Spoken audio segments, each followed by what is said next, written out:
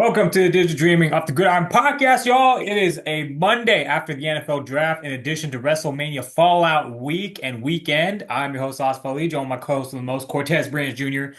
And we're just gonna get right into it, right? Because we're gonna keep it. We're gonna do a 20-minute drill today. So let's start from the top. WrestleMania, John Cena defeated Cody Rhodes, and obviously the SmackDown Raw after. John Cena appeared on both shows, and Randy Orton essentially attacked him, and it led up to obviously the build for what is now going to be the Undisputed Championship main event at Backlash in St. Louis, the Vipers' hometown, for the Undisputed title, John Cena versus Randy Orton. Cortez, what are you looking forward to this feud? What was your takeaways from the WrestleMania match, and kind of what is your expectations for John Cena's reign, through the end of the year? I think I'm gonna start it out and spoil some friends, but it's gonna be a good feud with Randy, but Randy's not going over in this feud. Yeah.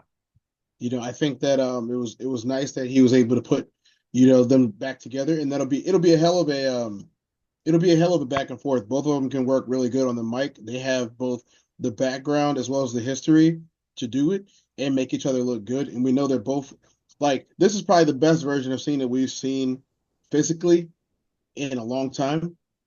He actually is a little bit imposing. Maybe not as much as his glory days. You know what I mean? But he's definitely still physically imposing in the ring. You could tell he's bulked up his character a lot more than a couple of years ago when we saw him. 100%. And I Um think, yeah, go ahead.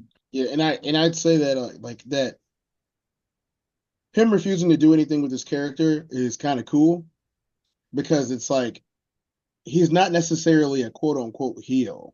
You know Right. what I mean? Like he's a heel, but he's like the guy that's like, I'm morally right. You know what I mean? Like I've always been morally right. I'm morally right now. You guys are just not seeing it type thing. Yeah. And I think that's what we're getting from him. And I want to see where it goes. Yeah, me too. And I was gonna say kind of to that point, Cena obviously kind of to the morally right and kind of the shoots he's been doing, during this whole kind of run, leading up to him kind of getting going over at Mania and also now against obviously, his longest time rival, RKO, right, Randy Orton. It's it's very conflicting moral character. But the funny thing is now, like Randy said, like we're literally in an alternate parallel universe where basically Randy Orton is the face against John Cena, the heel. And I'm just like, what I mean, I don't think we've ever had it that way before during their feud, I mean, at any point. So No, I think Randy kind of mentioned that in his promo too. he did. And I mean, Randy basically broke the fourth wall in that promo. He's all like, yeah, man, he's like, you should become a father, man, it'll change your life. And then Cena was like, how dare you accuse me of parenting? The reason I don't have kids is because I've been spending the last 25 years raising all yours, this and that, right? And so, I mean, they really kind of broke the fourth wall. They really kind of, were tapping into the audience, and that's what makes them, two of the greatest of all time, right? Yeah, John Cena arguably being the greatest of all time, Randy Orton obviously being right on his heels, right? So, and I think one of the most interesting things from that promo was John Cena is saying that, I'm gonna take this belt, I'm gonna take that belt, right? If y'all can see that, right? I'm gonna take this belt home with me, and then then it's frozen. He's like, your legacy's erased, your counter stops, this and that, So I'm excited. I just think it's a little interesting how early they introduced it because I would assume if John Cena is going to hold the belt through the end of the year, maybe he won't. But if he is going to hold the belt through the end of the year, Randy would be the last guy. Randy would be the guy to beat him, unless to your point, maybe they have a year-long feud. Here and there. Mixing some opponents here and there, and then basically then Randy gets the belt from him. So well, basically Cena's done at SummerSlam, right? yeah, well, I don't know. I mean, I'm not sure when the exact because he had the whole 26 or 36 days. Now it's 27 left or whatever it was, right? So Right, like he won't be in another WrestleMania. That was the he's not last gonna be one, near right? WrestleMania. This is literally his last year. Yeah, And if you remember the interviews before he even came back, like he was saying, like to Shannon Sharp, like it's like it's not my decision. It's WWE's decision to make right. this my last year. And essentially, like this is kind of the reason why. They want people to remember who Cena was and kind of who. I mean, this like you said, this new added element which we've never seen before of like the morally right bad guy heel, which is not really a bad guy, right? So it's like it's very interesting Yeah, to see that. yeah. So we'll see how that goes. I mean, like to your point, I'm excited. So we'll see what happens. All right. Like we predicted, Jey Uso went over on Gunther. The big celebration on Monday night. Sammy, Jay, Jimmy came out to celebrate with Jay. Very similar to Eddie Guerrero's celebration. 21 years ago. But Yeah. difference being Chavo came in and interrupted. But Eddie's celebration was historic. Similar with Jay, I think. Not necessarily on the same, maybe same level, but it's also, I mean, the reason why I'm saying not saying because Eddie's obviously one of the greatest of all time. Jay's obviously coming to his own. He's one of the greatest today. What was your takeaway from the Mania match, and what's your expectations for Jey Uso's run? Well, I like that they let Jey Uso do a little bit more than what he's normally allowed to do. Yeah, And so okay, guys, we're talking about fourth wall breaking. I'm gonna break the fourth wall a little bit too. let's go. If you've ever been to a WWE live event, whether it be a house show, as long as it's not a pay-per-view, because the pay-per-views are kind of weird. They start and end when they're supposed to, and they don't have a bunch of stuff before them and a bunch of stuff after them. Which is strange, but considering that in the house shows and in the live events, they might shoot two episodes of a show.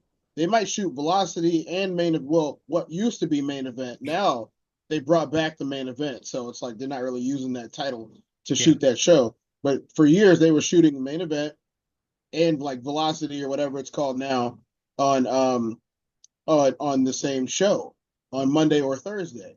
So if you got to see if you went to go see well now it's Friday. Well, if you went to go see a show, then you were getting three shows. yeah, Like you were getting there at like 4 o'clock, 4:30 in the afternoon. They're starting the show. You're gonna get Raw or SmackDown at 7, and then after Raw or SmackDown, you might get a dark match, but you're definitely gonna get some Velocity afterwards. That's when they used to bring out the cruiserweights and stuff like that, and that all happened after the taping was over. So you might be there till 11 o'clock at night, or 12, depending on what state or city you're in time zone. And that was here at Chicago in the Allstate Arena where I got to see three shows in one day. I got yeah. to watch the New Day wrestle twice. I got to rest Bob. That's when they tagged with Bobby Lashley. But that was the same night that Goldberg came back. Oh yeah, yeah, yeah. I was there the night Goldberg came back. It was the first time Goldberg came back after the pandemic. I was there in the live crowd in the Allstate Arena. It was fantastic. It was a great episode of Monday Night Raw. Um, Unless you went to a live show, because it doesn't really translate as much on TV.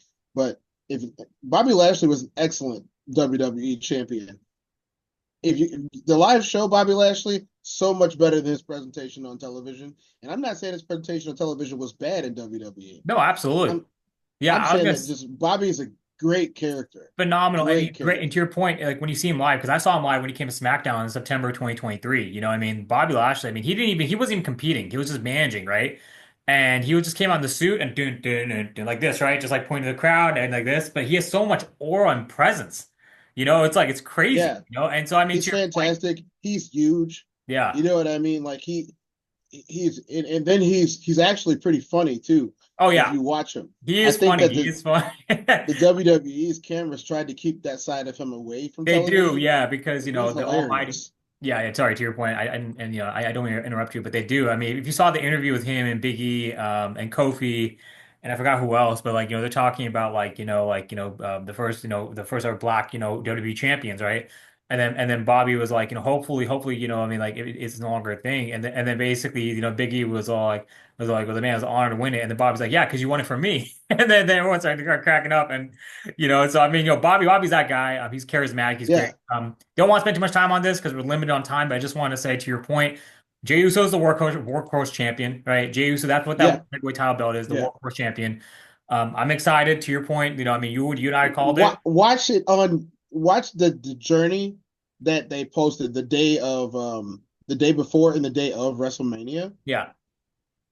Go and watch that little 40-minute, 42-minute Jey Uso vlog. You get Oh, you phenomenal.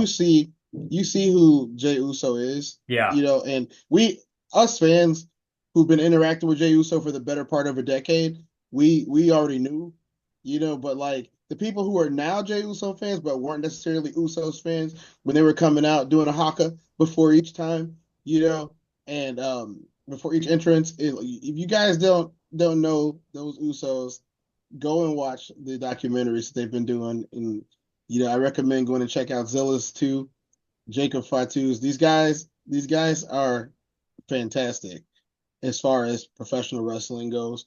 And if you don't believe in Jey Uso, which I don't know why you wouldn't, go watch that and then watch some old Uso stuff. They're fantastic workers. Go watch their Hell in the Cell match with the New Day if you don't believe that they can go. 100%. Okay, the Usos can just go.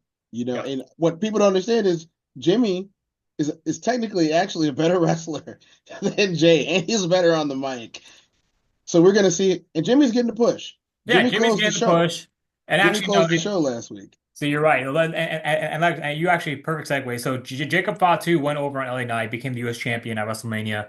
LA Knight, Drew McIntyre had the match, and it just became like a basically clusterfuck, for lack of a better term, of like interference. With Damian Priest coming in, then Jacob Fatu coming in, hitting the Samoan Werewolf of moonsaults, on both the Priest and Light Knight to end it with huge pops. What was your takeaway from the U.S. title match, and what's your expectations for Jacob Fatu in his reign? Um, so the reason why they didn't do a straight up rematch for LA Knight and Jacob Fatu, and they kind of threw Drew McIntyre in there, is because number one, McIntyre needs something to do. Otherwise, he's okay. This is everyone that follows this channel and watches knows I'm not a Drew McIntyre fan. Everyone knows this, but I have my reasons for not being a Drew McIntyre fan. I want to be a Drew McIntyre fan, Yeah, but he's got to ditch that goofy COVID era 3, 2, 1 uh Claymore thing, because if it doesn't work in today's show, it just doesn't. It yeah, didn't work then. I didn't like it. He's trying to appeal to the children, but like he's supposed to be like this in betweener badass. yeah, In between the badass is not announcing 3, 2, 1, in dramatic fashion. You know what I'm saying? Like, you look like Damian Priest up there when he was doing his, shoot and arrow thing on his entrance. You see Damian Priest dropped all of the theatrics, and like there was that version of the theatrics, the overacting. You know what I'm saying? yeah. Like that has to get you over in NXT when you're not on the mic, or if you're in, a little smaller program like AEW where like you don't get to talk as much, but you gotta have the crowd connected to you, and I don't connect with that. I never did. I'm probably never going to. But you throw Drew in there and you legitimize whoever the champion is. You legitimize it because Drew McIntyre only fights title fights. Exactly. So, Seth Rollins only fights title fights. CM Punk only fights title fights. These guys only fight. Well, Roman Reigns, he only fights title fights. Once you get guys in there that only fight title fights, you legitimize whatever championship they're going after. mhm. So what we'll see is the same thing's going to happen over on Raw. They're not going to fumble this. You know what I mean? Because what we've seen over the last decade, and the numbers don't lie, what we've seen over the last decade is Jey Uso is over, whether he's a heel or a face. What we've seen is the bloodline members are over, whether they are heels or faces. It does not matter. So what you do with that is, and you can capitalize on it, is you can throw people into their storyline that are gonna make sense. Sometimes you're gonna cheer, sometimes you're gonna boo. But the thing about being the bloodline is they can switch back and forth at any time without you recognizing it. Look at Roman, for example. Roman was the heel in that match. Now Seth is the heel. And they flipped twice in one match. 100%. No, and I think to a point, the tweener is really what makes it so interesting. And I agree. I think it's going to be exciting to see how Jacob does, and kind of where they go with both programs for Drew, Damian, and Jacob in LA. And I think LA Knight's eventually going to be injected in the John Cena feud at some point. Maybe that's why I want Randy not to win. Because the LA Knight's going to be the LA guy. Knight's gonna be in the John Cena feud. Yeah, There's at some no point. there's no way that you don't do LA Knight versus John Cena. All right, let's kind of fast forward now. Dominic Mysterio won the IC title. Obviously, the blab bud between Finn and Dom after his win over Penta on Raw was kind of there and imminent. What was your takeaway and kind of what are your expectations for Dom as IC champ? I just want to say, Diggly Dreaming off the Gridiron podcast was the first podcast to predict that Dominic Mysterio would win the IC title. Yes, sir. And we gave valid reasons why we thought that this was going to happen. And guess what? I think we were watching the show a little bit better than some of the bigger guys Yeah. who were surprised by it because we weren't surprised at all. Go watch the last episode before WrestleMania and you guys will see that that's exactly what we said. Yes, sir. I'm gonna upload that. I apologize. I'm gonna upload that retroactive. Apologize to my co-host. I'm a little bit late on that, but you're gonna get both these uploads today. The pre and the post. You guys Yeah. can compare our predictions, and you'll see the validity of what my co-host is claiming because we call all this in Yeah. the middle. So, And you can tell because my beard was shorter. so exactly. Well, same here. I obviously got a haircut. So, Yes, he I got a haircut. He lost the beard and mine grew. So my takeaway for this is that you're similar to Nation of Domination Rock. You remember? And then Farouk. yeah, The same thing, right? I mean, you basically yeah. have the hot, kind of, up and coming, tweener face and Dom, who's now Yeah. basically switching over to being like the most like heated heel to now basically, kind of jiving But with the fans. everyone cheered for Dominic. It They was crazy. so did you watch the after show? I did not. I did. I did. I did. Yeah. I think I only watched wrestling that weekend. Um, and I had to work too, so Yeah. I was doing both. So let me tell you, I'll tell you how this goes. Dominic came out for the after show where all of the people are spilling out of Allegiant Stadium Yeah. because inside the stadium stuff is finally over, right? And Dominic comes out. He's having a drink with his buddies and people in the crowd. And Dominic comes up on the announcer's booth and he raises the Intercontinental title above his head, and all the fans erupt cheering for Dominic. Not a boo in the house. Yeah. Just 1 year ago, Dominic at WrestleMania came out in front of the same crowd and got his face booed off with no added crowd noise, nothing. It was outside crowd in Philadelphia and got his face booed off. I mean, I have a Okay. clip. I have a clip of SmackDown 2023. You guys can watch Dom coming out, getting booed out of the building. I mean, it was crazy. I mean, the heat is insane.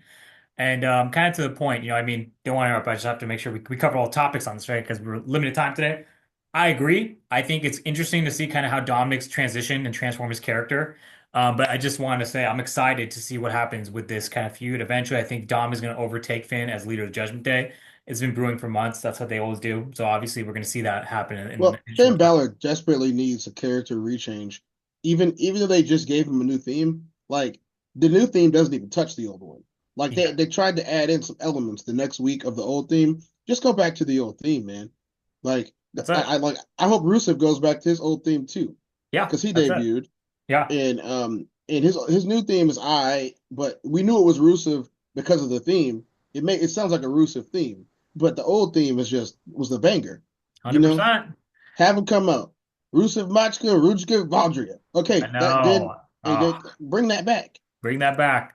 There some stuff in wrestling, you don't fix. You know what I mean? So I feel like under Triple H, they've gotten a whole lot better under Triple H about using themes and which wrestlers are going to do what with their themes. Like at any given moment, Triple H will come out to the game, My Time, um, King of Kings, or he's got one more, doesn't he? Yeah, one more. Oh, a DX and DX. DX, yeah. Shawn Interesting. Michaels will come out to Sexy Boy or DX. Yeah, You never know which one they're going to use. You know what I mean? And it adds to it. There are other wrestlers like when Drew McIntyre was a face and he came out to his old theme and everyone lost it. I prefer his new theme. I wasn't a big fan of his old theme to begin with, but that was the theme that everybody grew up watching Drew McIntyre use during his first run. yeah. The old theme was You way know, better. And let's actually segue to the final topic, which is Seth Rollins, Braun Breaker with Paul Heyman. Seth Rollins went oh over yeah, Roman Reigns and CM Punk. Seth Rollins, I mean, you probably saw the draft. Seth Rollins actually announced the Bears draft pick in Green Bay. I don't know if you saw that. yeah, I saw that. Yeah, Yeah, I saw that. he's like, ah, He ha, was ha. He's on like, come on, he was Green on Bay. day Yeah. two. Well, I was watching day two because they yoked my boy. Yeah. So That's for another show. exactly. No, no. We'll talk about the draft right after this, after this episode, maybe later today. But let's talk about kind of with real quick, last couple minutes we have left. Your takeaways from the match: Seth over CM Punk and Roman Reigns, and obviously now the new alliance with Seth and Braun with Paul Heyman. So while I'm watching this match, and I'm pretty sure you watched it probably very similar or the same way that I did, with the assumption that CM Punk was winning this. Yeah, Um, because it didn't make sense as to why CM Punk wouldn't win, because you kind of want CM Punk to be in the title picture at some point. exactly. Which title doesn't really matter. I would see him going after the WWE title before I would see him going after the World Heavyweight title, Hmm. just because I don't think that CM Punk is going to work the rate to do it. Which I can understand if they move the title to SmackDown, because the draft is coming up. That's for another time to talk about. But I think that essentially with Paul Heyman's double screw job, you establish who the faces are and who the heel is. So CM Punk and Roman Reigns will come out of this as babyface. Um, I ain't never heard them cheer for Roman to punch Paul in my entire life. I know. Oh my You know, God. that was the first time I've ever heard them. And usually everybody's ready for Paul to do this. The thing is, I've tried to tell people this before. There are a lot of you that like Seth Rollins, a lot. And I don't dislike Seth Rollins, but I don't like Seth Rollins. I didn't like Seth Rollins in The Shield. I thought he was the most annoying member of The Shield. I did not like Seth Rollins when he was the Monday Night Messiah. I did not like Seth Rollins when he was the corporate stooge. I did not like Seth Rollins when he was trying to tear down the bloodline. I did not like any of that because it all felt disingenuous. I always said that Seth Rollins is the biggest heel in the company. But the way that WWE presents it is Seth Rollins is the biggest face in the company. Yeah. He's a heel. He's a heel. Every time you turn around, he's screwing Roman Reigns. Every time you turn around, he's screwing Kevin Owens. Every time you turn around, he's ending Sting's career. Okay, that's just how it goes. Seth Rollins is the biggest heel, and the people that are like Seth Rollins, Mark singing that stupid song, as CM Punk calls it, my fellow Chicagoan. I'm like, what do you guys see in this guy that I don't? Because I can call this man's match with my eyes closed. I'll tell you what, Seth has charisma, and I'll tell you why. Obviously I saw him in SmackDown the last minute. I'm just gonna say end on this note. Seth Rollins being a tweener of what you said about being the heel, but also trying to be pushed as a face, that's a testament to his charisma, right? And his work I rate. didn't say he wasn't good. Yeah, yeah. I didn't say he wasn't good. I But said I don't like him. that's fine. That's fine. And actually, but let's end He on is this note. good. This He this is is the damn biggest good. takeaway for this new alliance. Braun Breaker. Look out for Braun Breaker, okay? Because Braun There's Breaker. one more. There's one more. There's Go one ahead. more. I have to go, but go ahead. Somebody else turned heel that night. Go ahead. Seth Rollins' wife. Aha, Becky. Yep, we saw that on Monday. So anyways, but y'all, thank you all for tuning in this episode. We will talk more about this later. We'll be back later on today, talk about the draft and more. Y'all already know where to find us. Subscribe, share. God bless.